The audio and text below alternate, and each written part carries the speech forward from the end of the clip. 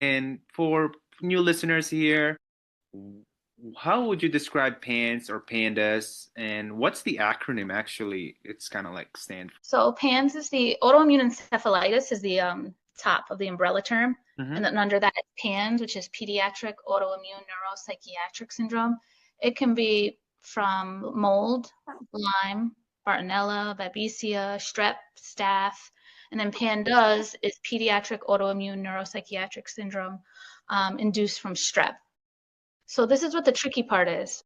I was tested for Lyme. I was tested for co-infections multiple times by the CDC's test, and I was negative. So I figured, oh, I don't have Lyme. Yeah. I have chronic mono. I was told, okay. Unbeknownst to me, I did have Lyme, and then it passed in utero. And like what happens with these relentless underlying pathogens, they can go through any barrier. The breast milk went through the placenta, um, the blood-brain barrier, and it induces a misdirected immune response. And then all this autoimmune comes in, right? And then these behaviors can, like OCD, fear, phobia, panic, anxiety, speech and language delays, because who Mm. can develop typically when they have all this neuroinflammation? No child can. Wow. And Yanita, you mentioned about you get your son, received speech pathologist with Deanna, and can you take us back to moment when you realized when your child changes were just not just behavioral, developmental, but something more alarming, more into it?